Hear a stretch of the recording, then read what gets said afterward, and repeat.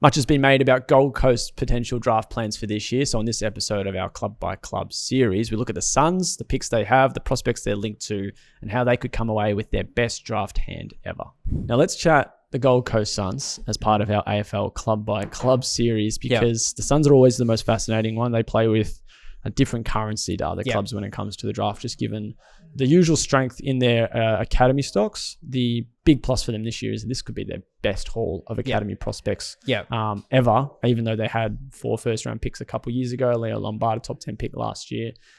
Well documented, the prospects that they are set to have access to, but we should actually just talk about who they are and what they're actually going to get in those prospects. So as far as the draft points thing, the Suns look pretty fine, as they are every year. They pull in future first-round picks, and then this year they've got 3 of them. They've got close to 4,000 draft points. They'll still have to be a little bit active in a trade space, but they'll be trading those first-round picks out for later picks. So despite the changes to the draft bidding system, I think they're going to be fine, unless for some reason clubs aren't keen on taking a first-round pick for a heap of later picks. It might be quite fascinating if that's the case. But let's go through maybe the top line of their academy for 2025. So Zeke Yulin, Dill Patterson, Bo Adensor, Kobe Coulson, probably that top bracket. Do you want to kind of go over the type of players they're getting in those 4? So Zeke Yulin hasn't played this year, likely to go get a bit in the top 5. That connecting half forward, really powerful, provides a lot of X factor. So I think in Zeke Yulin and Dylan Patterson, they get 2 players alongside Bailey Humphrey who have that real X factor, and you don't want, if you're an opponent, you don't want the ball in their hand forward of center, because they've got the ability to cause real headaches, and they're really difficult matchups as well. Dylan Patterson, where he plays at the next level, he could play anywhere because he has got that X factor that we've talked about. Obviously, his run, his dash, his dare, his kicking, his creativity is a great package for them to have. But his kicking in particular, he sets the game up really well. Probably starts as a halfback, but it might be a case of how they can fit him into the lineup, because he does have that X factor and flair. He's someone you'd want at AFL level. Bo Adensor and Kobe Coulson, both midfielders at under 18s level. I think both start as small forwards. Kobe Coulson's pressure is really good, and the fact that, and as is Bo Adensor, he works really hard too.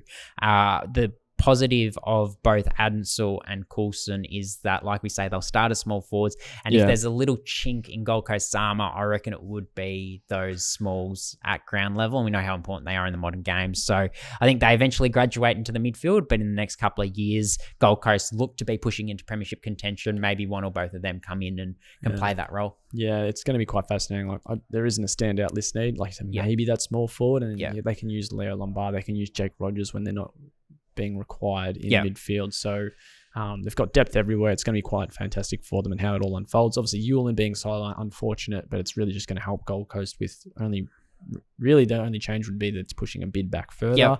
Obviously, you mentioned earlier, Bo Adensor out with a hamstring injury for the rest of the champs. He might play a bit more footy in the back end of the year, but he's kind of been a first round prospect. Dill Patterson, top 10, 4th in your rankings for this month. And Kobe Coulson, the big riser, so he's another potential first-round option for them. And while they did have 4 first-rounders a couple years ago, and they could have another 4 this year, it's that next line of academy talent. Like they could be coming away with a good amount of club-tied teenagers, and it's certainly going to be quite promising for them. So who is in that next line? We know Max Hudson, Cooper Collins, Grady Turner, Jonah Harris. There's been a fair few that have put on the socks for the Allies, and they've all had some nice glimpses. So Cooper Collins is that forward option, really hard work and quite a physical and combative player as well. Max Hudson, I think if anything, he's the one that maybe fits the list need, just because he's got that versatility, can play at either end, can lock down really well as a small medium type, but also as that third tall up forward, he's kicked some bags of goals. Then they've got Jonah Harris as a forward ruck option. If Ned Moyle leaves for more opportunities, maybe he's added just for a little bit of list depth. And Grady Turner as a key defender is one that could attract a bid, given, like we say, as with Caleb Nankaro, both of them having shown some promise in a class that doesn't have too many key defenders. So, they're the players. And like you said, Kalani White as a swingman is unlikely to choose Gold Coast with his ties to Melbourne via the father-son. I think he favours Melbourne.